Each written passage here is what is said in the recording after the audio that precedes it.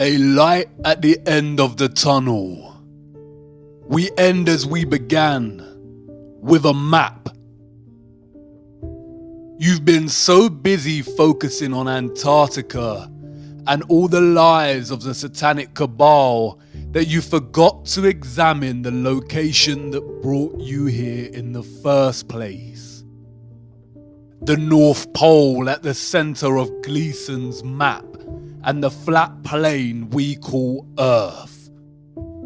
Gerardus Mercator was a Flemish geographer and cartographer and is responsible for the Mercator projection for navigation, in which north is up and south is down. It is pretty much the same map we refer to today as the standard map of Earth. A year after his death in 1595, Mercator's family compiled his life's work into an atlas, which contained his earlier works. Here is one of his atlases produced in 1569. The map's polar extremities of north and south are represented by huge bodies of land. In panel 13, a more detailed look of the North Pole or the Arctic is provided. It shows a quasi-circular body of land at the North Pole, separated into 4 quadrant continents, with what appears to be an island in the middle. Mercator's 1595 world map presents this Arctic region in more detail. The body of land or rock in the center of these 4 quadrant continents here is called Rupes Nigra, which translates to black rock. The official historians of the world tell us that Mercator's vision and influence came from the text Inventio Fortunata, a conveniently lost book containing a description of the North Pole as a mountain surrounded by a giant whirlpool and 4 continents, with 4 directional rivers. Historians date the book to being created in the late 14th century and tell us that no pages or extracts of the lost book have ever been discovered. There are a vast amount of maps from this era, from all different cultures, that depict the North Pole in a similar way.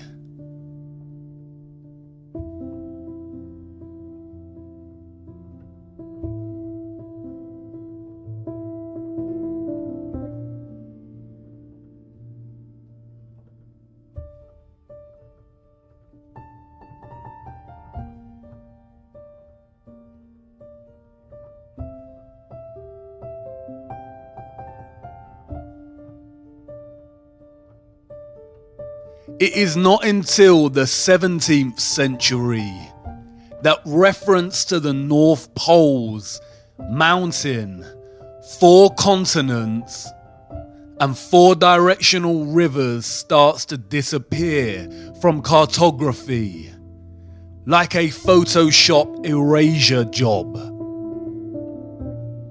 This coincides and aligns with the rise of Galileo, the father of heliocentrism. They tell us there is no land at the North Pole, just a large ice sheet. Google Earth, however, refuses to even give us the ice sheets. They love to show us their thwarted version of Antarctica, but when venturing north, all that remains is Greenland. Look at Greenland here. Edges of real land before a huge mass of white engulfs the entire country. This does not look real. They claim that Google Earth works by superimposing satellite images, aerial photography, and GIS data onto a 3D globe. That's great. So where are the perpetual ice sheets at the Arctic Sea? A closer look at the North Pole here is very telling. Zooming into this little island, something interesting appears. A glitch in the matrix. A line that runs from this island to the center of the Arctic Sea. Deliberate mocking on their part, or just amateur NASA-style Photoshop skills. Either way, it indicates that the vast nothingness of blue ocean here is indeed a photoshopped lie, and exists primarily to hide whatever is really here. Perhaps Mercator and the early cartographers just got it wrong. Mercator was no joke in his day. His maps were not merely fantastical creations of the world as he dreamed up and saw fit. He was known for his meticulous accuracy and, as stated earlier, he later developed the Mercator projection, which is still used today for navigation. The Inventio Fortunata is lost and has never been found in its entirety or extract. But an old letter from Mercator to John Dee, the advisor to Queen Elizabeth I, provides insight. John Dee wrote to Mercator to inquire about the North Pole. In his reply, Mercator paraphrased the Inventio Fortunata and provided a description of the region.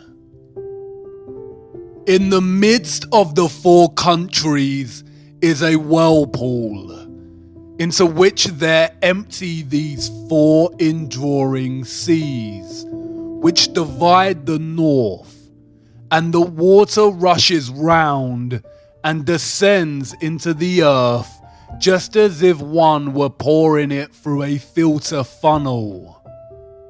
It is 4 degrees wide on every side of the pole.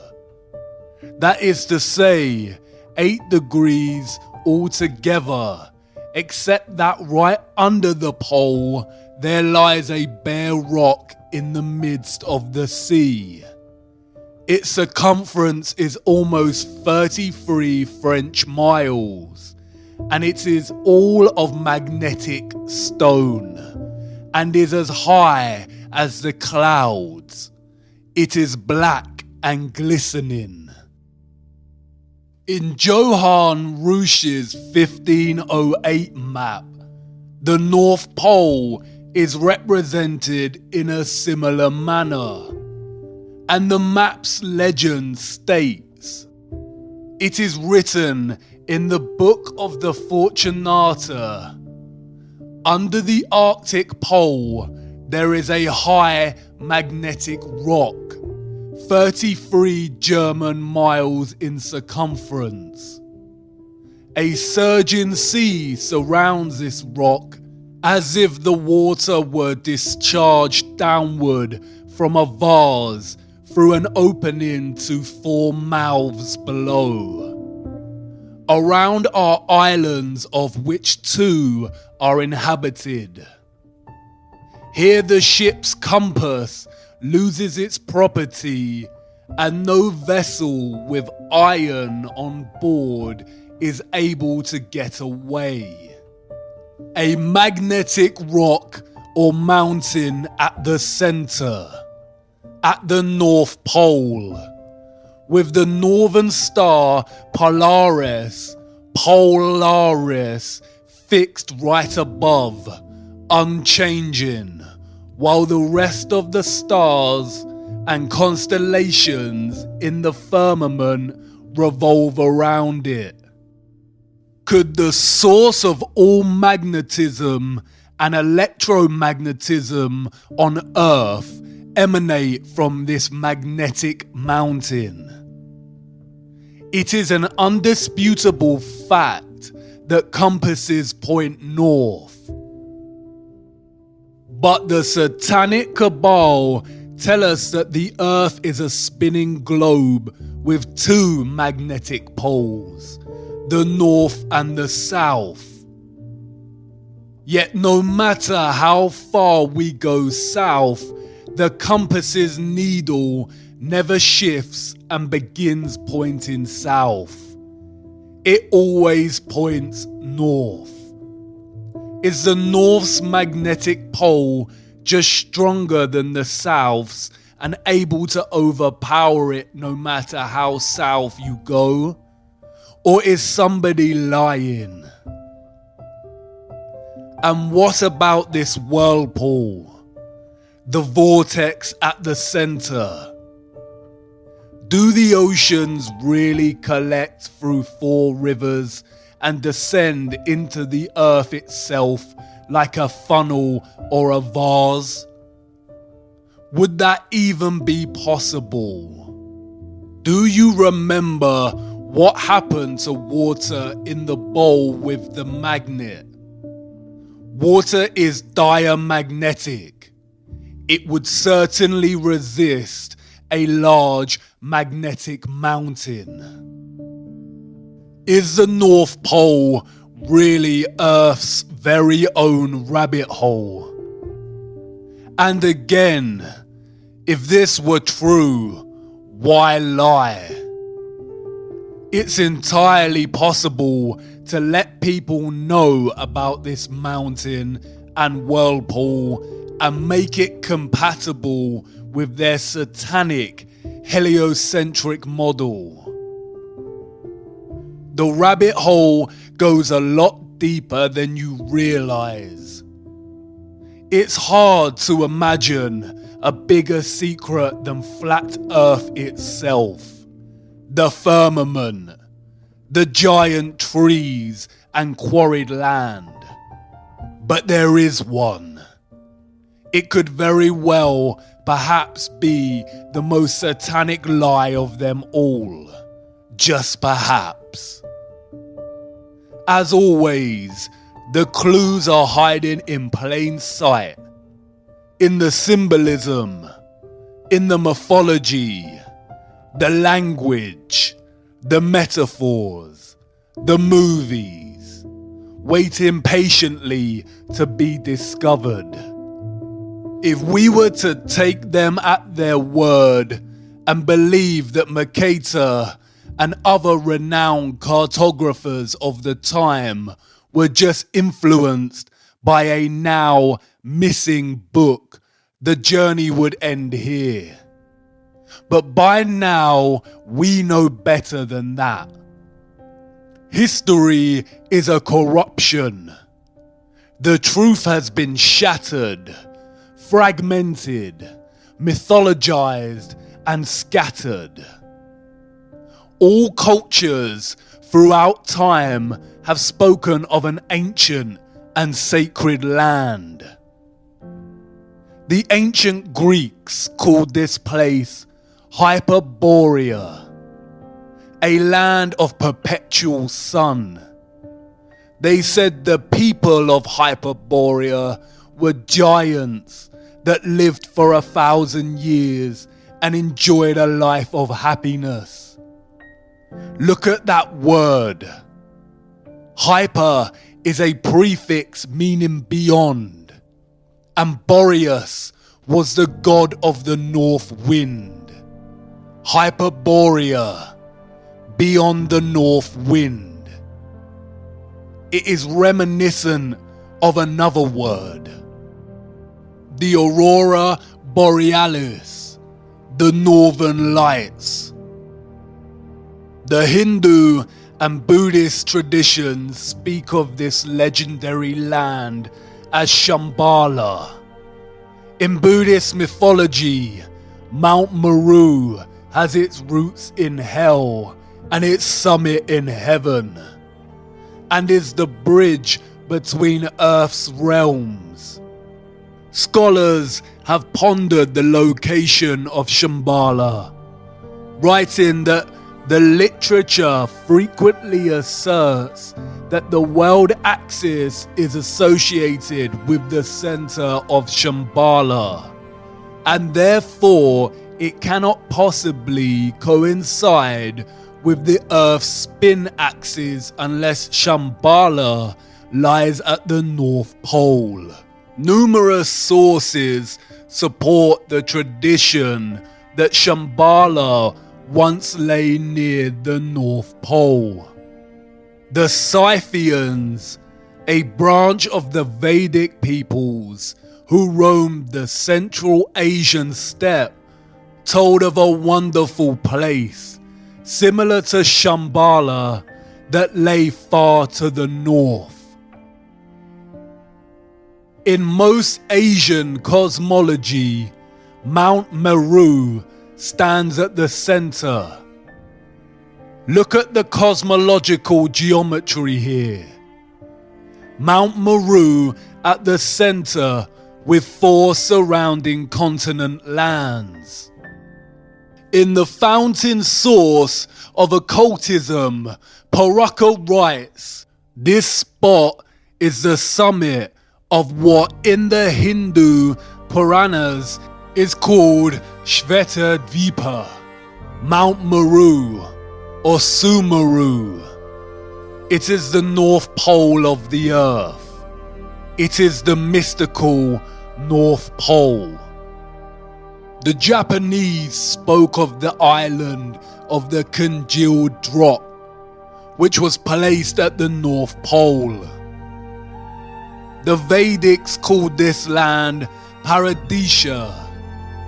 Rene Guénon in The King of the World writes, according to the Vedas text and the Persian Avesta, Paradisha was literally located in the sense of the word at the pole. The ancient Hebrew word for Paradisha is Pardes, which translates to garden.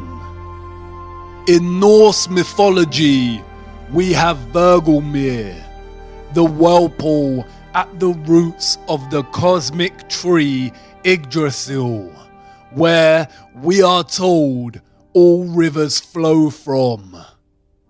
The ash is greatest of all trees and best.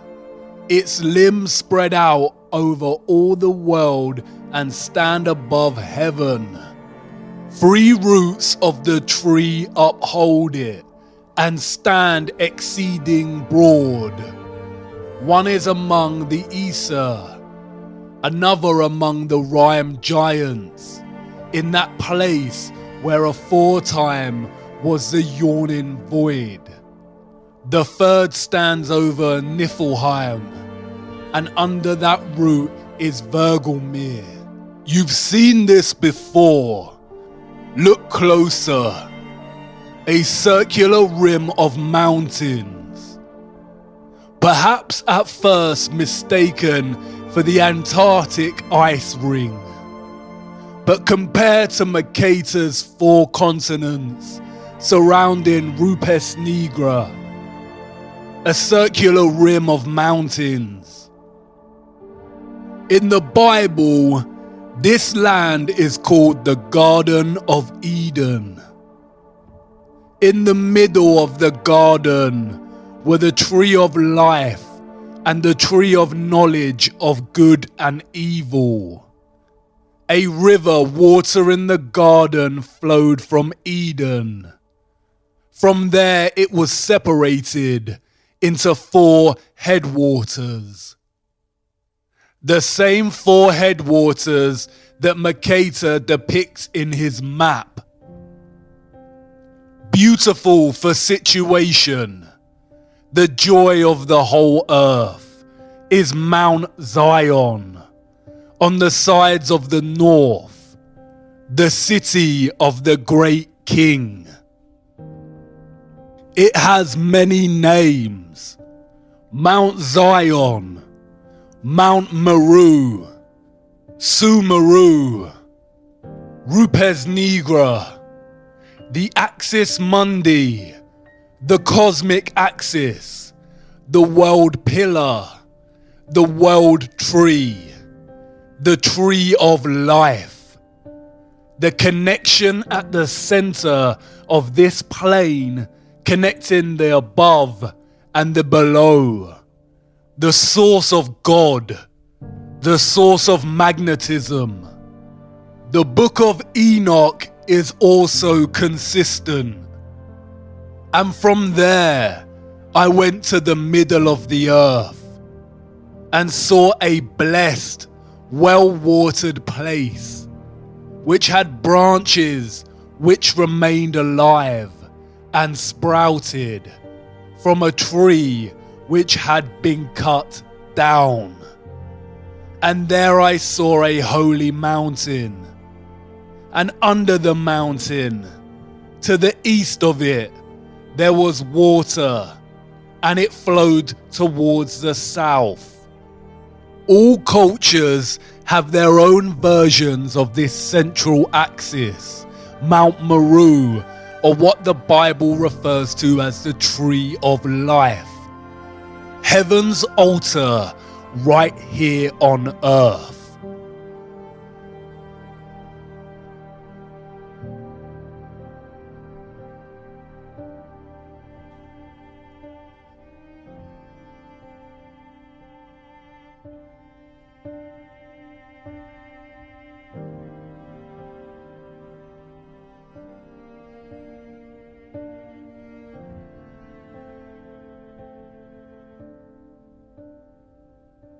William D. Warren in Paradise Found states, "Is anywhere in the temple of nature there was to be an altar, it could only be here." That it was here finds a fresh and unexpected confirmation in the singular agreement of many ancient religions and mythologies in associating their paradise tree with the axis of the world, or otherwise with equal unmistakableness, locating it at the Arctic pole of the earth. The North Pole is truly the land of 1,000 names. In accounts of his voyage in search of the Garden of Eden, Irish Saint Brendan, also known as the Navigator, journeyed to the north past Iceland and Greenland and recounts seeing great crystal pillars.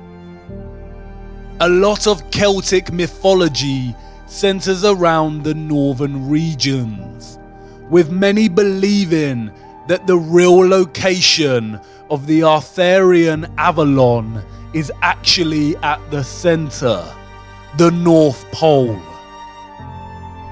Interestingly, the same John Dee that wrote to Mercator claimed that King Arthur conquered the far northern region, According to John Dee, another missing text, the Gestae Arthuri apparently contained an account of Arthur's expedition to the North Pole. Another text, the Legis Anglorum Londonis Collectae, testifies to this same expedition. Through Celtic mythology, King Arthur became associated with the North constellation, the Great Bear, otherwise known as Ursa Major. By Sir Walter Scott's day, King Arthur had become firmly associated with the Pole Star, or Polaris.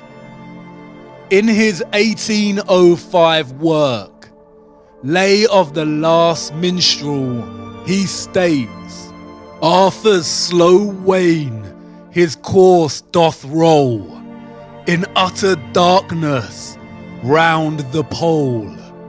The northern bear lowers black and grim, Orion's studded belt is dim.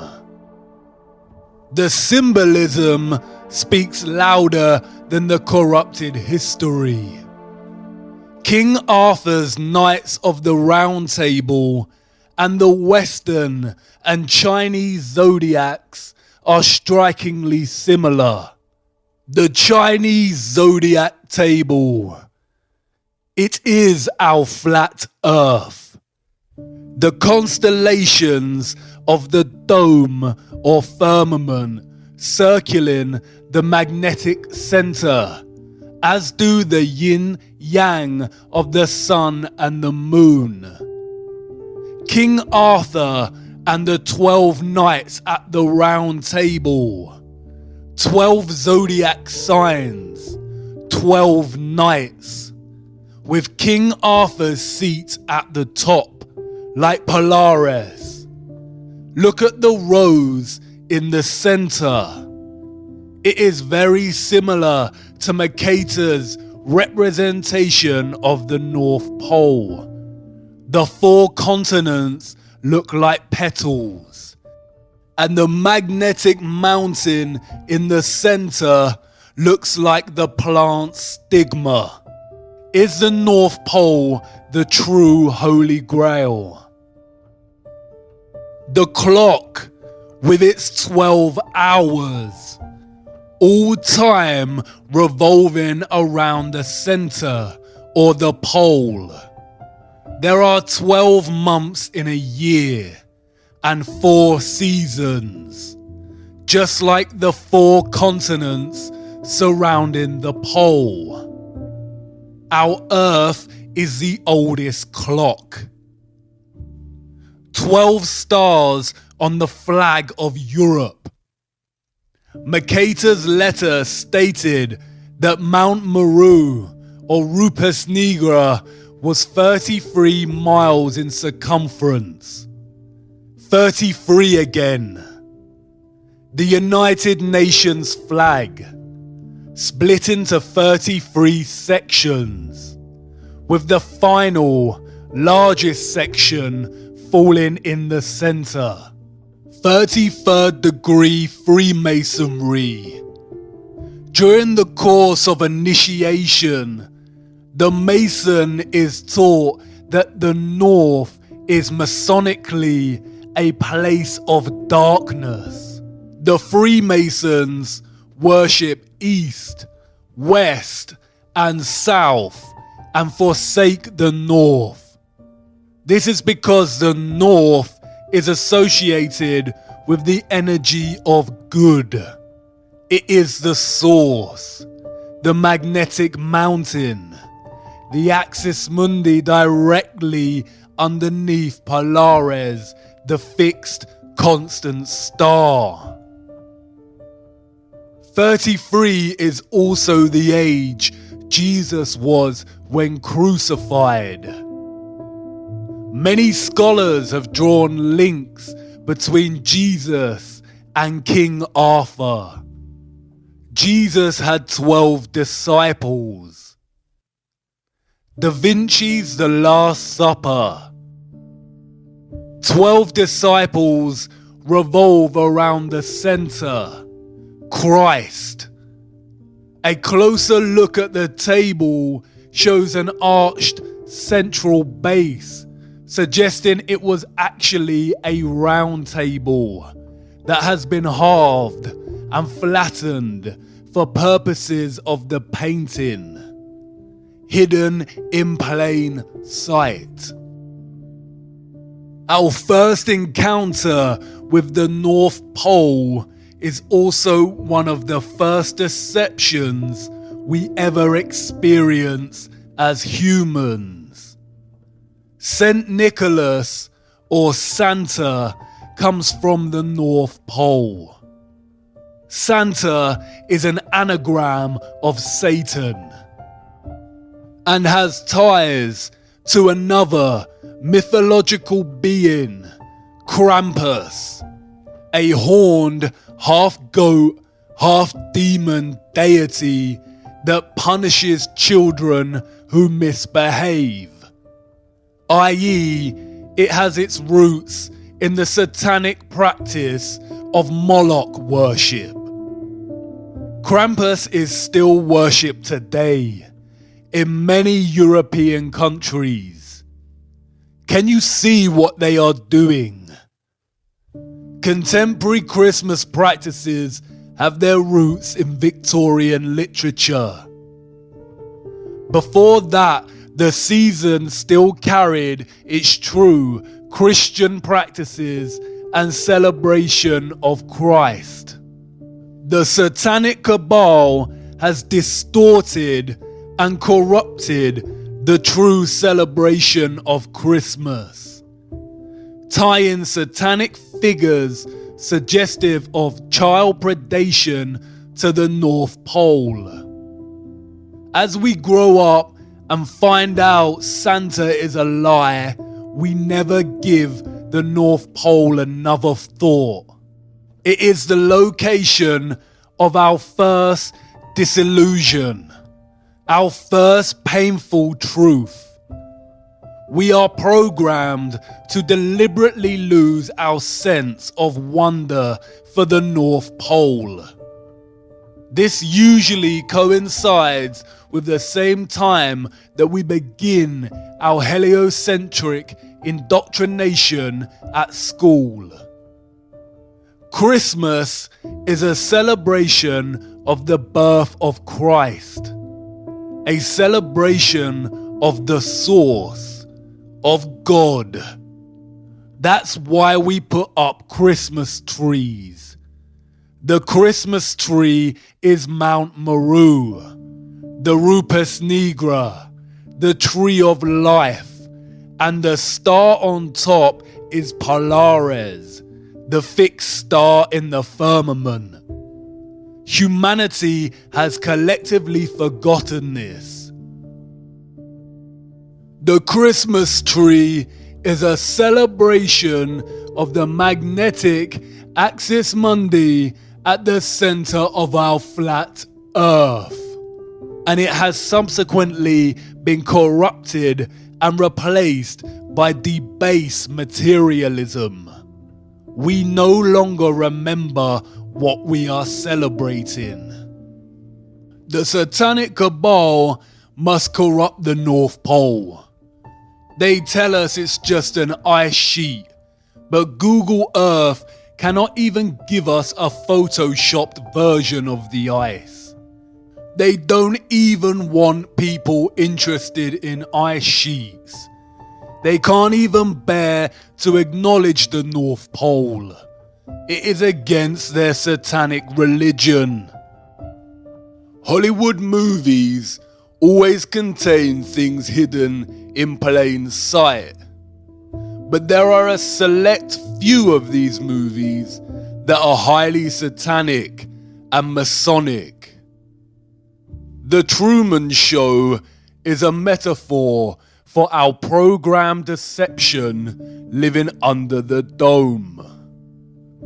Rosemary's Baby, Monsters Inc., and Eyes Wide Shut all depict the elite cult of Satanism and the practices of Moloch, child sacrifice, and adrenochrome harvesting.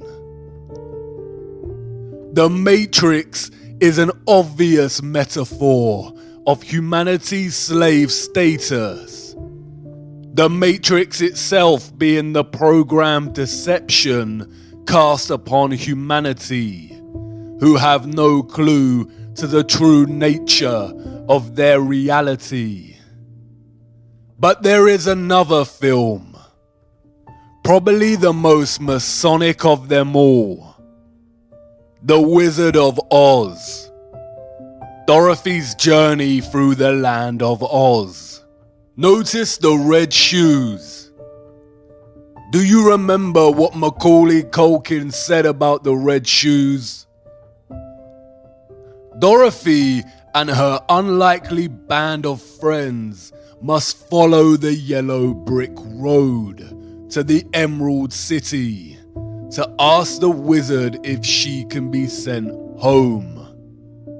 The author, Lyman Frank Baum, developed maps for his land of Oz.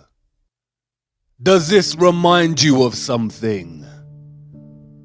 4 lands or continents surrounding the central Emerald City, just like the North Pole in Mercator's map. Look at the representation of the Emerald City in the film. Look at the domed halo surrounding the city. Much like the halo we see with representations of Christ. But does it remind you of something? Look closer. Columns. Basalt columns. The magnetic tree of life at the center, also cut down in our history. The Emerald City. What else emits an emerald green glow? The Aurora Borealis. The Northern Lights. Look at the yellow brick road in the film. A swirl to the center. A whirlpool of sorts. Somewhere over the rainbow. The rainbow again. The Bifrost Bridge from Norse mythology. A path between heaven and earth. Between Midgard and Asgard. Bifrost means the swaying road to heaven. In Islam, it is called Al-Sirah, the narrow bridge people must pass in order to enter paradise. Look at the ancient Siam city in Thailand. This is supposed to be a recreation of Sumeru Mountain. Look at the bridge you have to cross on your journey. And what about the whirlpool at the center? Mercator described it as a filter funnel. Norse mythology labels it as Vergelmir, or the world's well. Could there really be a whirlpool opening in the center of Earth, caused by the magnetic tree of life, in which the oceans flow down into?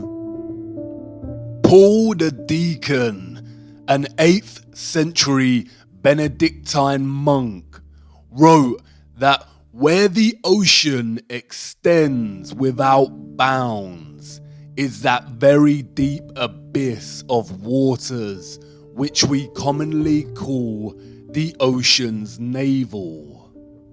It is said twice a day to suck the waves into itself and to spew them out again, By the whirlpool of which we have spoken, it is asserted that ships are often drawn in with such rapidity. Gerald of Wales, royal clerk to King Henry II, wrote, "Not far from the islands towards the north, there is an astonishing whirlpool in the sea, towards which there is a set current of the waves from all quarters, until, pouring themselves into nature's secret recesses, they are swallowed up, as if it were in the abyss." In the Historia Norwegiae, an anonymous 12th century Norwegian monk describes the exact same phenomenon. The greatest of all whirlpools is to be found there, which engulfs the strongest ships. There is a very deep abyss in the earth itself, and alongside it are open-mouthed caverns containing winds. These winds draw to them the waters of the sea through hidden passages in the earth. They shut them up in the vaults of the abyss. The powerful source of magnetism offers some suggestion as to how this central vortex on Earth actually works. Not only is water diamagnetic and will resist gaining proximity to a magnetic mountain, creating an opening, but also a powerful magnetic source and a powerful central axis mundi would generate a strong electromagnetic field or electromagnetic stream. This takes the form of a toroidal electromagnetic field. Even in their heliocentric lie, they acknowledge that the Earth's magnetic field is toroidal, or shaped like a torus. The name Mercator, or Mercator, produces the 7-letter anagram creator, or creator, tor, toroidal, or torus. The source of the toroidal magnetic field lies at the center, or the bull's eye, the bull, the torus. Do you see how they have corrupted the torus by making it synonymous with the horned animal? The toroidal electromagnetic field is a stream of all vibration, frequency, and energy on our flat plane. A constant dance of the above and the below, with our earthly plane in the center. The toroidal field draws the oceans in at the central axis mundi vortex. As the water is drawn into the center of the earth, it keeps going and is most likely drawn out again at the perimeters of Antarctica. Hence, that is why there is so much ice. It freezes because there is not much sunlight at the outer perimeters of flat Earth. The ice has always melted at a constant rate, and this has been used recently to fuel the climate change hoax by the satanic cabal. This central vortex at the North Pole would also suggest the possible existence of the biblical Great Deep, and offer some clues to the existence of water above the firmament. all of which are outside of our perception's grasp and have been hidden from us. As absurd as this constant recycling of water sounds, the same process is happening right now inside of your body and never stops. Blood is pumped from the body into the right atrium and then is drawn up into the more central right valve to the lungs, which oxygenates the blood and pumps it into the left atrium at the heart's periphery, which is then drawn up into the central left valve back into the body. Speaking of the stars in the firmament, Enoch said that we shall err and take them to be gods. All planets in the fake solar system are named after false gods, such as Mars, Saturn, and Mercury. All of them apart from Earth. Earth is an interesting word, one of its kind. It is an anagram of heart. Look at the electromagnetic field of the human heart. It is a toroid. Look at the apple. It is the same shape as the toroid. What fruit did Satan tempt Eve with in the garden, the center of the earth? Hidden in plain sight, as above, so below, the microcosm and the macrocosm. What lies inside of Earth at this central vortex? Who knows? But it could explain the phenomena of the auroras at the poles. Perhaps the mysterious green light is atmospheric light coming from inner Earth, or the light emitted at the junction between realms. The word aurora borealis is very similar to the word Ouroboros, the serpent eating its own tail. A satanic symbol we see used over and over again. Many have speculated that the Ouroboros symbolizes the ice ring at Antarctica. Oro comes from the ancient Greek meaning for tail, and boros comes from the ancient Greek meaning for swallow. Boros is also very similar linguistically to Boreas, god of the north wind. The Ouroboros is also present in the Norse cosmology. Circling the center, the Bible referred to it as Leviathan, a creature with no mate, its tail placed inside of its mouth.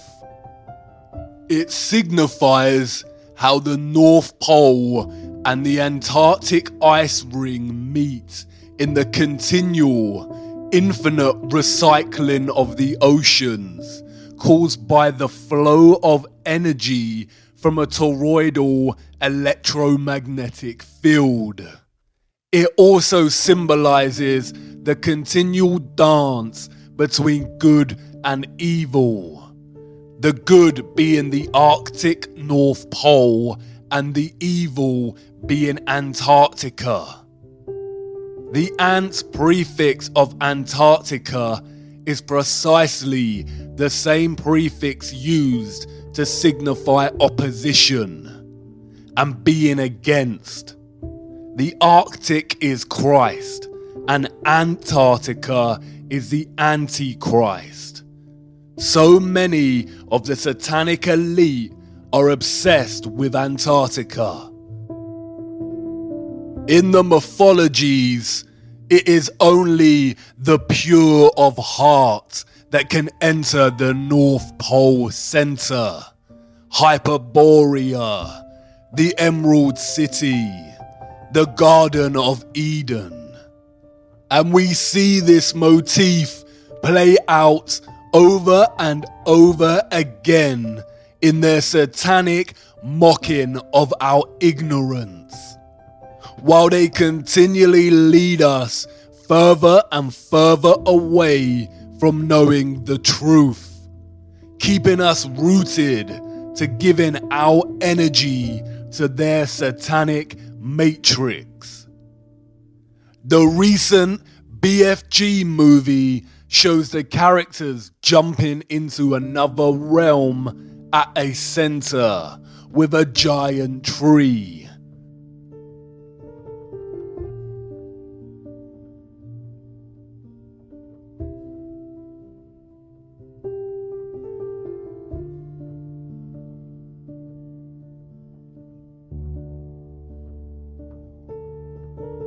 Notice the aurora. Stephen King's The Dark Tower series places the magnetic Mount Meru, the Rupes Nigra, in the center. Notice the familiar map and the Arthur Rose. Look at a clip from the film. It's a map. My father showed me a map like this once. Inside the circle is your world and my world. Many others. No one knows how many. The Dark Tower stands at the center of all things. And it stood there from the beginning of time. And it sends out powerful energy. Interestingly, Stephen King also wrote another novel about life under the dome. Philip Pullman wrote a children's novel called The Northern Lights, in which the protagonist enters another realm through the aurora. Jules Verne's Journey to the Center of the Earth sees its protagonists enter inner Earth in the north, just beyond Iceland. We have the Wandering Mountain in the never-ending story. Notice the rainbow. Even the production company Paramount references this in its logo. Notice the dome stars above the Paramount, the Mount Meru, Mount Zion. We see reference to Flat Earth and the Tree of Life, Mount Meru, hidden in plain sight everywhere. George Bush International Airport, the Flat Earth map on the ground with a huge Tree of Life in the center, reaching up to the dome above. Darling Gardens in Sydney, Australia, the Flat Earth map again, with the Antarctic ice ring and the magnetic mountain in the center. Even the Central United Nations meeting room displays this imagery. Notice the starred dome above and the grand gold pillar in the center. What about flights? Wouldn't pilots have noticed if there were a huge vortex at the center of the Earth? Well, perhaps, if they actually flew over the region. Flights are restricted, we are told, because it is too cold to fly over the Arctic and Antarctic regions. They tell us they have the technology to send people out into cold space, but not to cross the polar zones. In fact, a closer look at flight paths more generally exposes their heliocentric lie. On a globe Earth, South Africa to Australia should be a straight path over the Indian Ocean. They could even refuel at Madagascar if necessary. But no such flight exists. They all stop off at Dubai, Hong Kong, or Malaysia. A huge detour that makes no sense on a globe, but makes complete sense when looking at a flat Earth map. It's the direct flight path on flat Earth. We are running out of time. It is important to acknowledge the remaining and resistant beauty of our world despite the vast amount of barbaric quarrying. It is undeniable that our flat Earth quarry retains aspects of beauty. Sometimes so powerful it is described by humans as breathtaking. Although we are a species born out of the barbaric behavior of those who destroyed the Earth, Carbon-12 is not the entirety of our biological design. Like the land, we retain elements of the good, which can be traced back to divine creation, or what is called God. Whether you view God as a being, vibration and magnetism itself, or something else does not matter.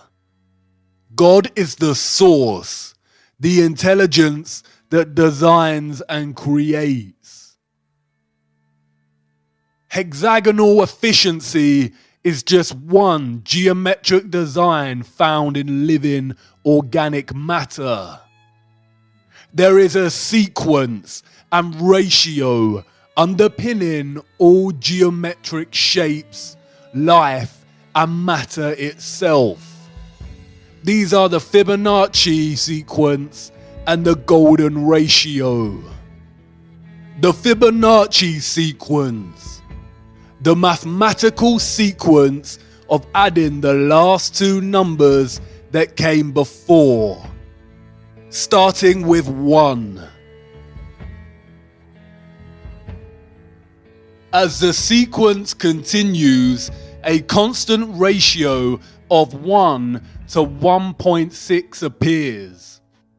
This is called the golden ratio and continues indefinitely. To imagine what a 1 to 1.6 ratio looks like, compare it to a 1 to 1 ratio. Any rectangle with any two of the numbers of this Fibonacci sequence forms what is known as the golden rectangle, a perfect rectangle. This rectangle can be broken down into squares, the size of the next Fibonacci numbers. Similarly, if you construct the rectangle with the 1 to 1.6 ratio and begin to make incremental golden ratio points within that, you end up with the same results as the Fibonacci sequence. If you divide each with an arc, then the pattern begins to take shape. We see Fibonacci's spiral, the spiral in and of itself. A spiral, spiraling out at the sequential ratio of 1 to 1.6. Fibonacci's spiral is literally found everywhere in the natural world, on both a microcosmic level and a macrocosmic level.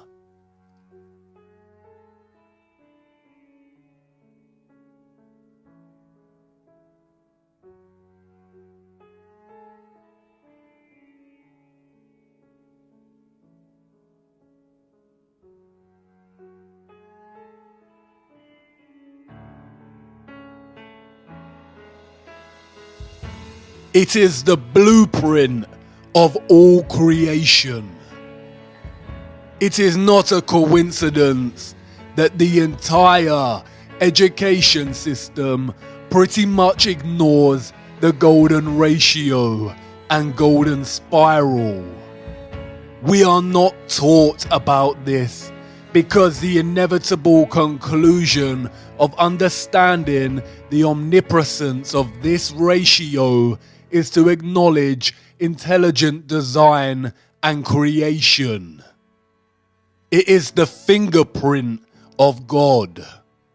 When viewed from above, the toroid takes on the shape of a spiral.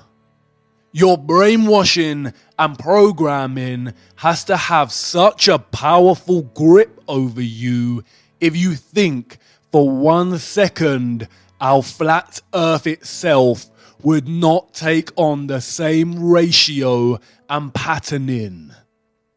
A golden spiral concentrating into a central vortex at the North Pole. Do you see how they have taken the fingerprint of God, the spiral, and corrupted it through the most evil act that can be committed? The rape, torture, and murder of a child and drinking its blood. How to continue after discovering such evil exists and the deceptions cast upon humanity.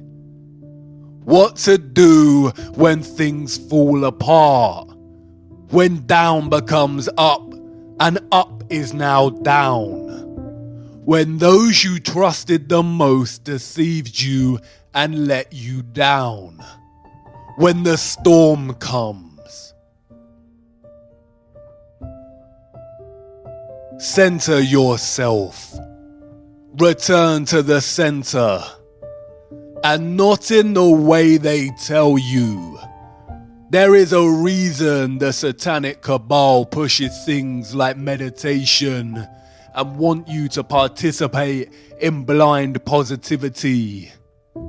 There is a reason that most organizations now subscribe to this narrative and ask you to attend to your well-being. They want you to accept that reality is stressful and full of corruption, to normalize it, and tell you the antidote is forced relaxation, to switch off and ignore, and forced positivity, which in reality is just to ignore the matter at hand and replace it with delusional positive thoughts. In other words, to turn a blind eye. The eye is a microcosm of flat Earth itself, with the pupil at the center, giving you sight. Center yourself, but not through their methods. There is only one way to achieve centrality and stillness.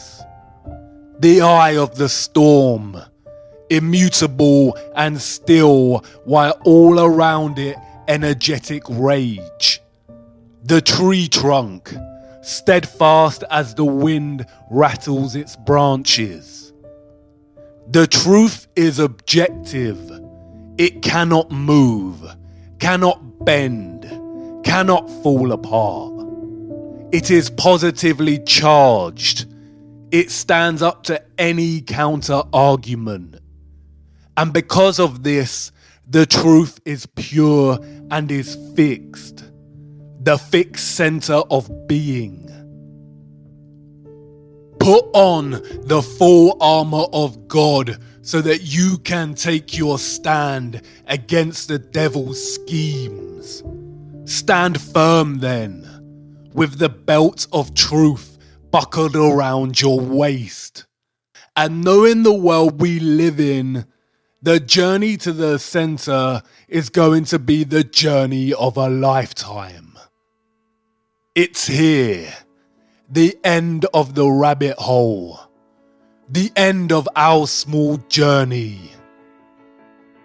There is so much we did not get to cover, but I hope you will not forget over time and keep on searching.